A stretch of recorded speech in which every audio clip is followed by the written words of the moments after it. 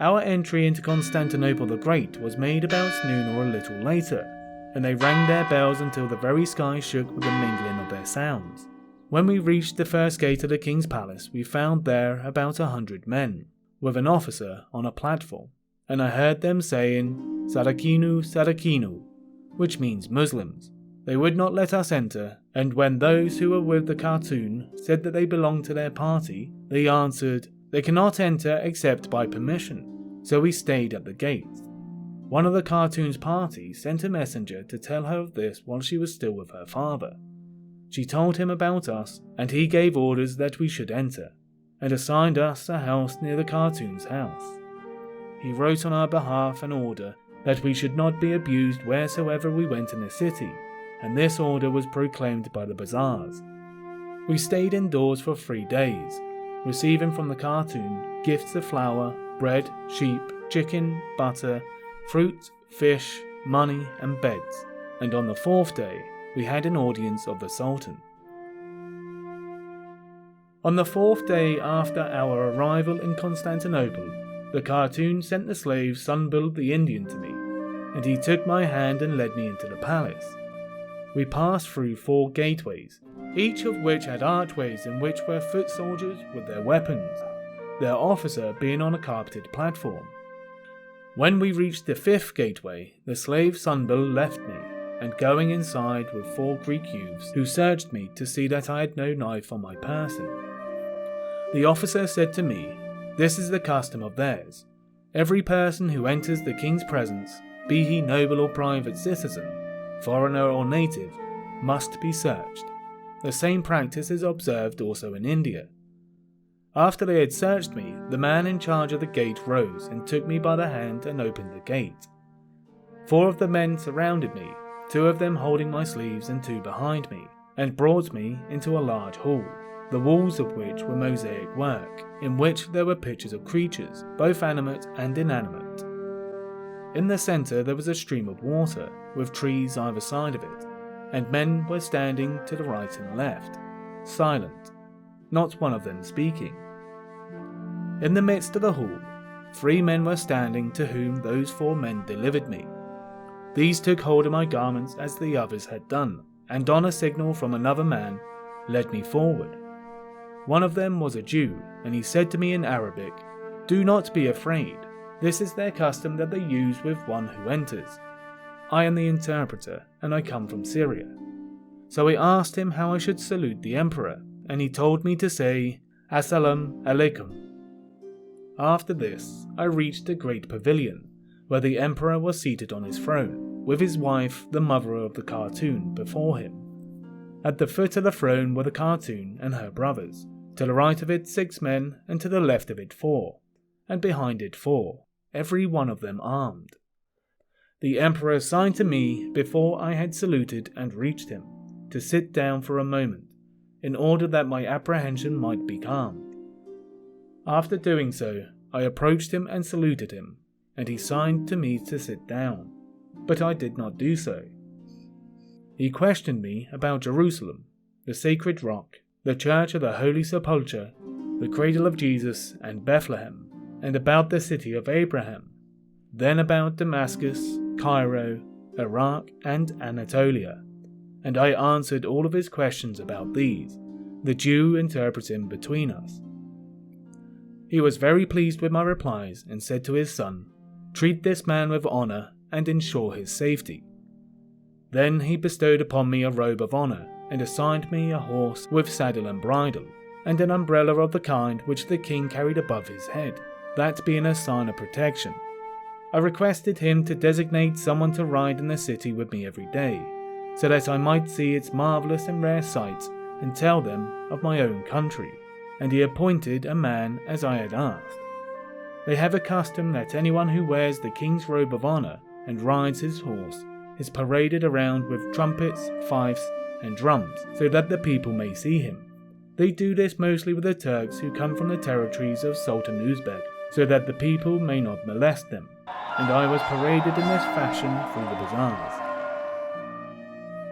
The city is enormous in size, and in 2 parts separated by a great river, in which there is a rising and ebbing tide. In former times, there was a stone bridge over it, but it fell into ruins and the crossing is now made in boats. The part of the city on the eastern bank of the river is called Istanbul and contains the residence of the emperor, the nobles, and the rest of the population. Its bazaars and streets are spacious and paved with flagstones. Each bazaar has gates that are closed upon it at night, and the majority of the artisans and sellers in them are women. The city lies at the foot of a hill that projects about 9 miles into the sea, its breadth being the same or greater. On top of the hill, there is a small citadel and the emperor's palace. Round this hill runs the city wall, which is very strong and cannot be taken by assault from sea front. Within its circuit, there are about 13 inhabited villages. The principal church is in the midst of this part of the city. The second part, on the western bank of the river, is called Galata and is reserved to the Frankish Christians who dwell there. They are of different kinds, including Genoese, Venetians, Romans, and people of France. They are subject to the authority of the King of Constantinople, who sets over them one of their own numbers of whom they approve. They are bound to pay a tax every year to the King of Constantinople, but often they revolt against him and he makes war on them until the Pope makes peace between them. They are all men of commerce, and their harbour is one of the largest in the world. I saw there about 100 galleys and other large ships, and the small ships were too many to be counted. The bazaars in this part of the town are good but filthy, and a small and very dirty river runs through them.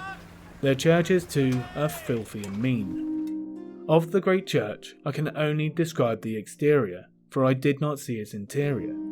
Hagia Sophia, and the story goes that it was built by Asaph, the son of Berechia, who was Solomon's cousin. It is one of the greatest churches of the Greeks, and is encircled by a wall so that it looks as if it were in a town. It has 13 gates and a sacred enclosure, which is about a mile long and closed by a great gate. No one is prevented from entering this enclosure, and indeed I went into it with the king's father. It resembles an audience hall paved with marble, and is traversed by a stream which issues from the church. Outside the gate of this hall are platforms and shops, mostly of wood, where their judges and recorders of the bureau sit. At the gate of the church there were porticos where the keepers sit who sweep its paths, light its lamps, and close its gates. They allow none to enter it until he prostrates himself to the huge cross there, which they claim to be a relic of the wood upon which the pseudo-Jesus was crucified. This is over a gate of the church, set in golden case whose height is about 10 cubits, across which a similar golden case is placed to form a cross. This gate is covered with plaques of silver and gold, and its 2 rings are of pure gold.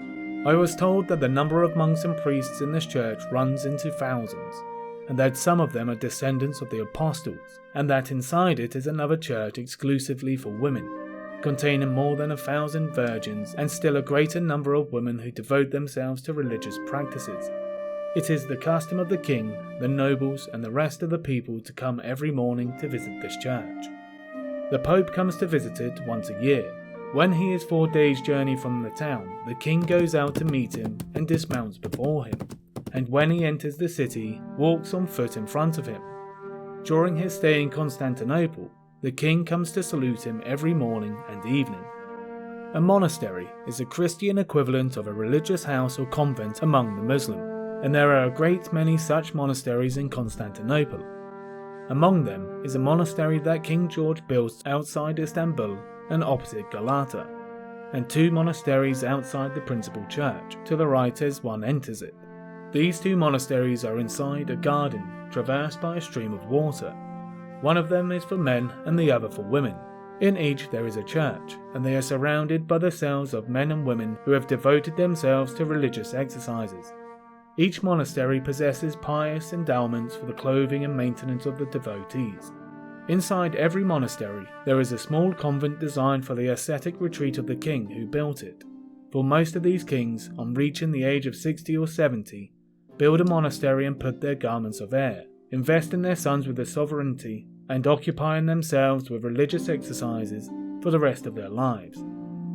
They display great magnificence in building these monasteries and constructing them of marble and mosaic work. I entered a monastery with the Greek whom the king had given me as a guide. Inside was a church containing about 500 virgins wearing hair garments. Their heads were shaved and covered with felt bonnets. They were exceedingly beautiful and showed traces of their austerities.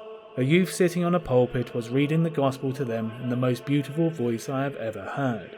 Around him were 8 other youths on pulpits with their priests, and when the first youth had finished reading, another began. The Greek said to me, "These girls are king's daughters who have given themselves to the service of this church, and likewise the boys who are reading are the king's sons."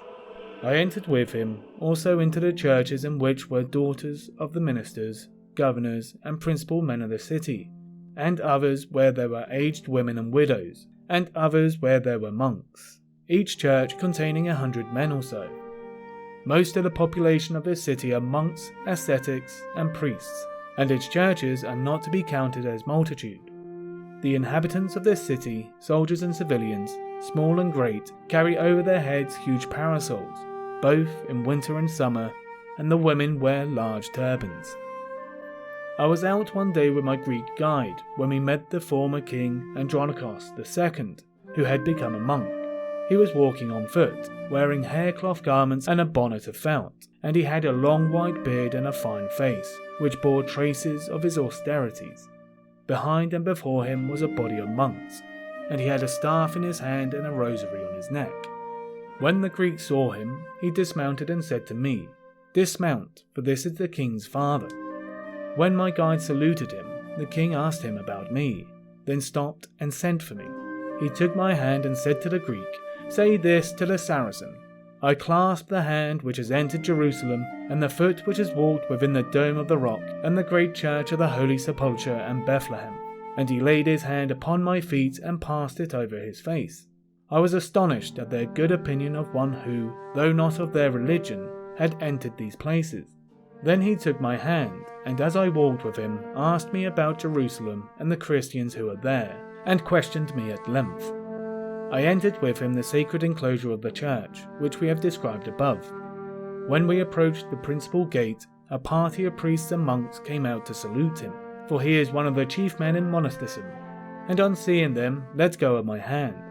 I said to him, "I should like to enter the church with you." Then he said to the interpreter, "Say to him, he who enters it must needs prostrate himself before the great cross, for this is a rule which the ancients laid down, and which cannot be contravened." So I left him, and he entered alone, and I did not see him again. After leaving the king, I entered the bazaar of the scribes, where I was noticed by the judge, who sent one of his assistants to ask the Greek about me. On learning that I was a Muslim scholar, he sent for me, and I went up to him. He was an old man with a fine face and hair, wearing the black garments of a monk, and had about 10 scribes in front of him writing. He rose to meet me, his companions rising also, and he said, "You are the king's guest, and we are bound to honour you." He then asked me about Jerusalem, Syria, and Egypt, and spoke with me for a long time. A great crowd gathered around him, and he said, "You must come to my house so that I may entertain you." After that, I went away, but I did not see him again.